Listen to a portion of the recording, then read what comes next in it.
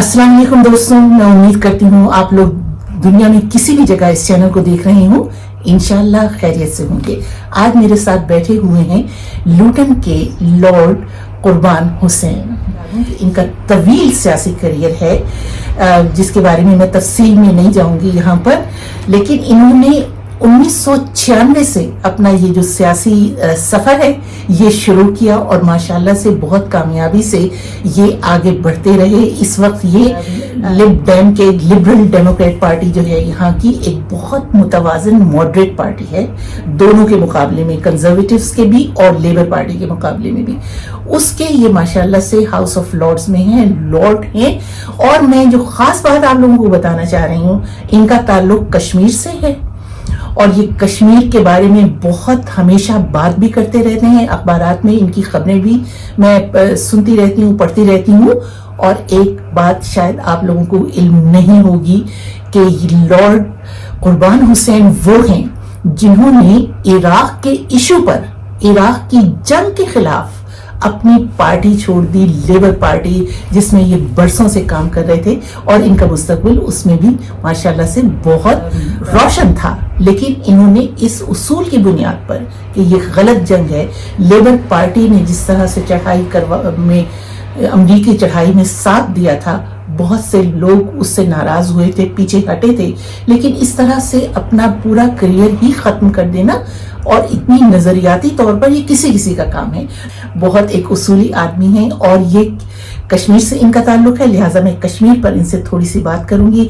आप लोग जानते ही हैं कि यहाँ कश्मीरियों ने हमेशा से आवाज उठाई पाकिस्तान के लिए भी और अपने भाइयों के लिए भी जो कश्मीर में भारत के जेर कब्जा हैं, उन पर जो जुल्म सितम होते रहे, ये कश्मीरी हमेशा उन पर आवाज उठाते रहे। मगर बड़े अफसोस की बात है कि आज ये अपने ही आज़ाद कश्मीर के बारे में बहुत ही गमजदा हैं और ज़ाहिर है इनके दिल दुखे हुए हैं। तो लॉर्ड साहब बहुत शुक्रिया आपका। तो कुछ बताइए, ये जो मौजूदा सूरत हाल है इस पे आप लोग यहाँ से क्या कर रहे हैं, उनकी मदद किस तरह से कर रहे हैं? जी मापा, बहुत बहुत शुक्रिया कि आपने वक्त निकाला और यहाँ आपसे मिलकर के बहुत अच्छा लगा।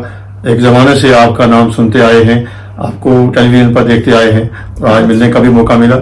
तो जहाँ तक कश्मीर का ताल्लुक है, जैसा आपने कहा है कि हम तो बरसों मकबूजा कश्मीर जो इंडियन ऑक्यूपाइड कश्मीर है, वहाँ के हालात पे हम दुनिया की तवज्जो दिलाते रहे। कोई मौका ऐसा नहीं छोड़ा है जब से हम सियासत में आए हैं कि जहाँ हिंदुस्तानी जो जुल्म सितम है उसको उजागर न किया हो। और पाकिस्तानी आवाम ने हमेशा कश्मीरियों के हक की हमायत की है और हुकूमतों ने भी हमेशा ये कहा है कि हम कश्मीरी अवाम की हक खुदा रादियत की हमायत करते हैं। तो हम यहाँ से वफूद लेकर के आज़ाद कश्मीर जाया करते थे और लोगों को और यहाँ के पार्लियामेंटेरियंस को ये दिखाने के लिए कि आज़ाद कश्मीर कितना पुरअमन खित्ता है, वहाँ लोगों को हकूक हैं, आप जिससे चाहें बात कर सकते हैं। अनलाइक इंडियन ऑक्यूपाइड कश्मीर जहाँ वफूद के जाने की भी पाबंदी है, प्रेस पर भी पाबंदी है। और हम बड़ी खुशी से यानी पार्लियामेंट में खड़े होकर भी कहते थे कि अब पाकिस्तान में अगर कोई सबसे ज्यादा पुरअमन खित्ता है तो आज़ाद कश्मीर है, तो है भी। लेकिन पिछले 2 वर्षों से एक जो सिलसिला चला है कि मैं समझता हूँ कि सबसे पहले तो ये जो कमजोरी है ये हमारे सियासतदानों की है कि वो लोगों की तवक्कात पर पूरे नहीं उतरे हैं और शायद वो अपने मामलात हल नहीं कर सके हैं जो उनको करना चाहिए था। और उसकी वजह से जो एक्शन कमेटी है उसको एक स्पेस मिल गई और उन्होंने आवाम के जो सबसे ज्यादा मुतासर करने वाले काम थे वो लेकर के वो उठे और आवाम ने उनकी पूरी हिमायत की। और उसमें कुछ चीजें वो हासिल करने में कामयाब भी हुए, जो जिसमें बिजली के रेट और आटे के जो दाम थे उनको सब्सिडी मिली, जो कि अच्छी बात है। लेकिन कहा यह जाता है कि 38 पॉइंट उनका था, वो मुताबिक वो 38 थे, उनमें से ये 2 तो मान करके उन पर अमल भी हो गया, दूसरों में से बेशतर पे उनकी रजामंदी हो गई थी लेकिन अमल नहीं हुआ। अब जो चीज मैं वाजह करना चाहता हूँ ये कि 38 में से ایک بھی ایسا نہیں ہے جو بھائیوں کی طرح ٹیبل پر بیٹھ کر حل نہیں ہو سکتا تھا. وہاں قطعی طور پہ فوج کشی کی ضرورت نہیں تھی, وہاں قطعی طور پہ رینجر بھیجنے کی ضرورت نہیں تھی, وہاں کوئی تشدد نہیں ہو رہا تھا, کوئی گولی نہیں چل رہی تھی, کہیں کوئی پتہ تک نہیں ہلا تھا, پورا من ہجوم تھے. ٹھیک ہے, جلسوں جلوسوں میں الٹی سیدھی باتیں بھی لوگ کرتے ہیں. میں باتوں کی نہیں کہہ رہا ہوں کہ کوئی الٹے سیدھے ممکن ہے نعرے بھی لوگ لگاتے ہیں. اور پھر ایسے مظاہروں میں آپ نے بھی ساری زندگی صحافت کی ہے, آپ کو پتا ہے کہ ایسے مظاہروں میں کچھ ایسے لوگ بھی آ جاتے ہیں جو خواہ یعنی غلط باتیں کرتے ہیں, ان کو بدنام کرنے کے شامل کروائے جاتے ہیں. میرا تو یہ اور میں آئی ول ناٹ بی سرپرائز کہ ایسا وہاں بھی ہوا ہوگا. لیکن جو ایز اے پولیٹیکل ورکر میں جو چیز سمجھتا ہوں اس ملک میں رہتے ہوئے بھی, وہ یہ کہ جو موب مینٹالٹی ہوتی ہے, جو مظاہرین کا جو رویہ ہوتا ہے, اس کے مقابلے میں اسٹیٹ رسپانس جو ہوتی ہے وہ بڑی ناپی تلی ہونی چاہیے. بالکل, اس کو تو ٹٹ فور ٹیٹ تو نہیں ہونا چاہیے, وائلنس تو ہونا ہی نہیں چاہیے. اگر بالفرض خدا نخواستہ مظاہرین پتھر پھینکتے ہیں تو سیکورٹی کا یہ کام تو نہیں ہے کہ وہ بھی ان کو پتھر پھینکے یا ان کو گولی مارے. تو وہاں پہ یا یہ زیادتی کی گئی, وہاں پہ رینجر بھیجے گئے, اور رینجر بھیجنے کے بعد میں قطعی طور پر یہ الزام نہیں دے رہا ہوں کہ رینجرز نے جا کر کے وہاں کام خراب کیا ہے, یعنی انہوں نے پہلے گولی چلائی. مجھے نہیں پتا کہ یعنی ان کے رسپانس میں لوگ بھڑک اٹھے, کیا ہوا کیا نہیں ہوا, لیکن گولیاں چلنی, بندے مرنے یہ رینجرز کے بھیجنے کے بعد شروع ہوا ہے. اور آج تک کتنے ہفتے ہو گئے ہیں کہ وہ لوگ ہزاروں کی تعداد میں, ان ٹینز آف تھاؤزنڈز, کچھ لوگ 80,000 کہہ رہے ہیں, کچھ 60,000 کہہ رہے ہیں, جو پونچھ میں بیٹھے ہوئے ہیں راولا کوٹ میں, اور کہہ رہے ہیں کہ جب تک ہمارے معاملات حل نہیں ہوتے وہ حل کریں. کچھ یہ صحیح فگر پتہ چلی آپ کو کہ کتنے لوگ اس میں یعنی اب تک 100 سے زیادہ کنفرم ڈیتھ ہو چکی ہیں. 100 سے 70 کی تو میرے پاس ہے پکچرز بھی ہیں جن کے نام, پتے, فوٹوگراف وغیرہ کے ساتھ ہیں, جن میں یہ بھی کہوں گا کہ ان 70 کے علاوہ کچھ لوگ جن کا تعلق فورسز سے ہے, پولیس والے یا رینجرز یا بھی اس میں شامل ہیں جن کی جانیں گئی. لیکن میں یہ کہہ رہا ہوں کہ دونوں اطراف سے یہ ہمارے بچے ہیں.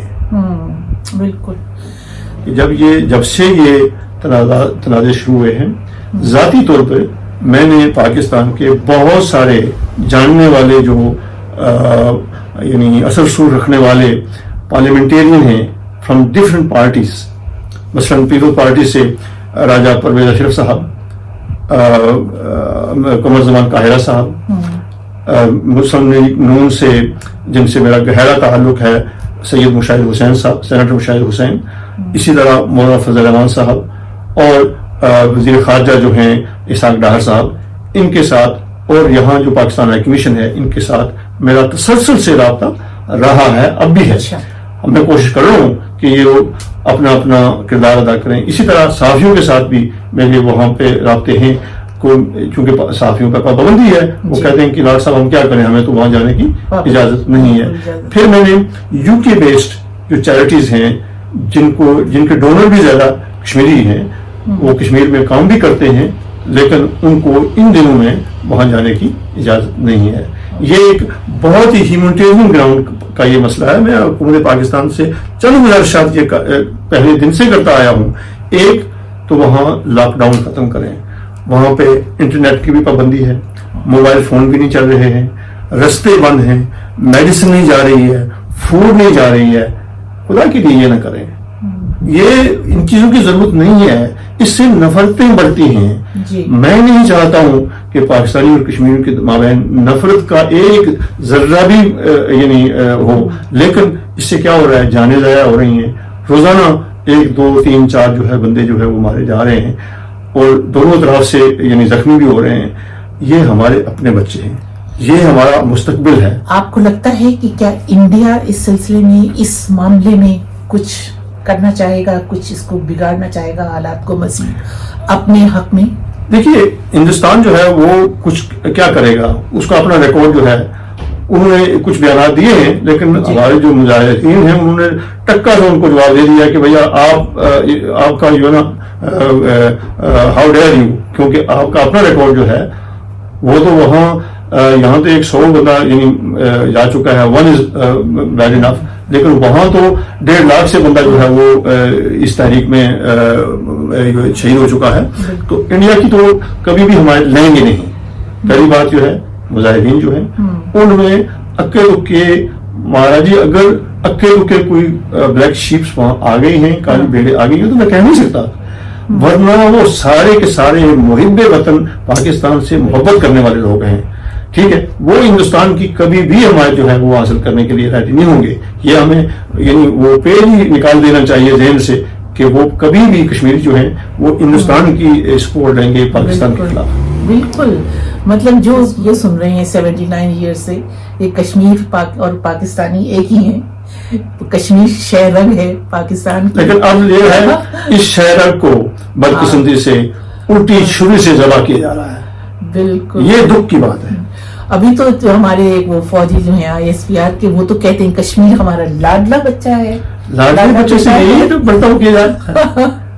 ہاں، یہ ان سے پوچھنا چاہیے. ان کو بھوکا مارا جاتا ہے، ان کی ادویات بند کی جاتی ہیں، ان کے رستے بند کیے جاتے ہیں، وہاں چیریٹی کو بھیجنا نہیں دیا جاتا، وہاں صحافیوں کو بھیجنا نہیں دیا جاتا. پاکستانی پولیٹیشین جن میں سابقہ پرائم منسٹر تک جانے کی کوشش کی ہے شاید خاقان عباسی صاحب نے، اور آپ کے سینٹ اور پارلیمنٹ میں جو اپوزیشن لیڈرز ہیں ان کو جانے کی اجازت نہیں دی گئی ہے. یہ تو بالکل مقبوضہ کشمیر بنا دیا انہوں نے، وہاں بھی نہیں اجازت کی. یہ لوگ چاہتے ہیں، یہ اندر لوگ ہیں، بیٹھ کر کے ان لڑکوں کو سمجھاتے ہیں، خود بھی گورنمنٹ کو سمجھاتے ہیں، رستہ نکل آتا. تو یہ جو 12 نشستوں کا مسئلہ ہے، آپ کے نزدیک اس کا کیا حل ہے؟ دیکھیے، کوئی بھی ایسی چیز نہیں جو بیٹھ کر کے حل نہیں کی جا سکتی. ابھی جو ان کا بیانیہ میں جو آخر میں نے سنا ہے اس کے کمیٹی والوں کا، ان کا یہ کہنا تھا کہ ابھی جو یہاں سے قمر رضا صاحب جو گئے تھے اوورسیز پاکستانی فاؤنڈیشن والے، ان کے اور ان کے درمیان جو سمجھوتا ہوا تھا وہ آلموسٹ کمپلیٹ ہو چکا تھا، صرف سگنیچر ہونے باقی تھے، لیکن سگنیچر ہو کر کے واپس نہیں آئے. لہذا ایون 12 سیٹوں پہ بھی کوئی نہ کوئی اس کا حل نکل چکا تھا یا ہو سکتا ہے. دیکھیں نا، 12 کے بجائے یعنی ایک پہلی چیز 2-3 چیزیں جو ہے نا وہ میں کلیئر کرنا چاہوں گا، کیونکہ آپ کی توجہ سے یہ چیزیں بہت ضروری ہے کہ لوگوں تک پہنچیں. بالکل، ایک تو یہ ہے کہ اکثر اوقات لوگوں کو یہ کہا جاتا ہے دیکھو جی پاکستان میں بجلی کتنی مہنگی ہے، ہم 4 روپے کی ان کو دے رہے ہیں. اگری کیا ہے، ویری گڈ، بہت اچھا کیا آپ نے، لیکن دوسری طرف پاکستانی عوام کو کشمیریوں کے خلاف مت کیجیے یہ کہہ کر کے، اس لیے کہ پاکستان کے آئین کے تحت جس صوبے سے جس علاقے سے کوئی چیز اگر پیدا ہوتی ہے، گیس ہے، بجلی ہے، تو ان کو اس کا 50% پروفٹ دیا جاتا ہے. آزاد کشمیر کو کچھ بھی نہیں دیا جاتا. منگلا ڈیم آزاد کشمیر میں ہے، نیلم جھیلم آزاد کشمیر میں ہے.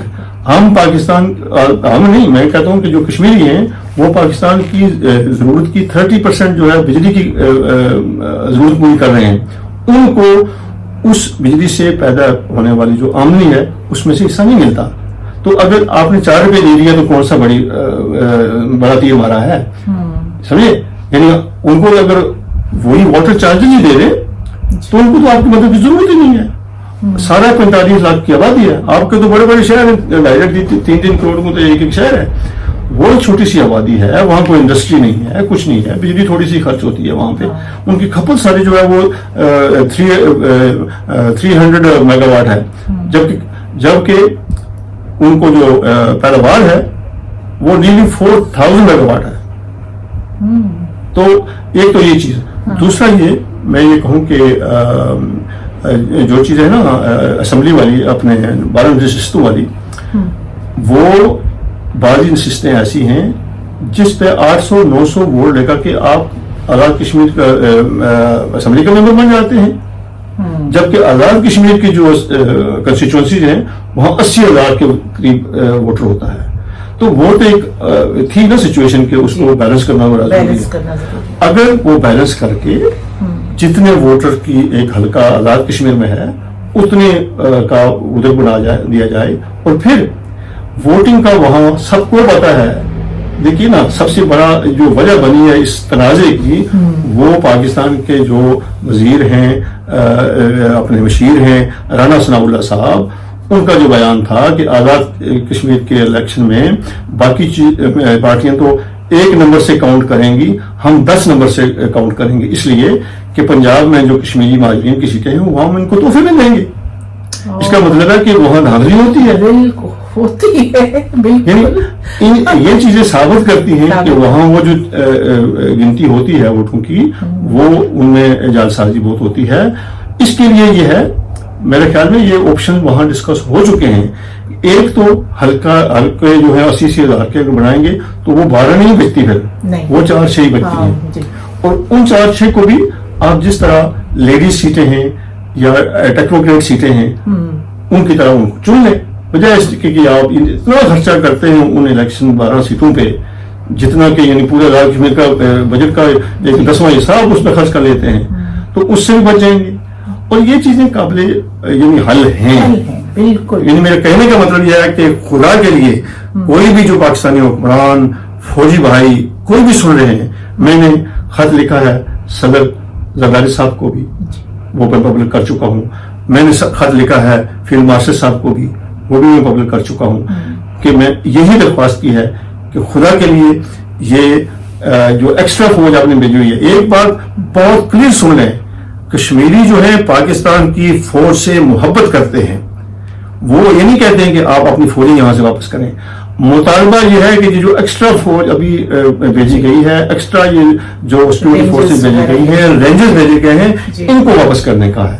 یہ کوئی غلط فہمی یا کشکار نہیں. میں جانتا ہوں بہت سارے لڑکوں کو, براہ راست تو میری کسی سے میٹنگ نہیں, لیکن مجھے پتا ہے کہ وہ ان میں سے کوئی بھی موجودہ حالات میں یہ نہیں کہتا کہ خدا نہ خواستہ کہ آزاد کشمیر سے پاکستان کی فوجیں نکل جائیں.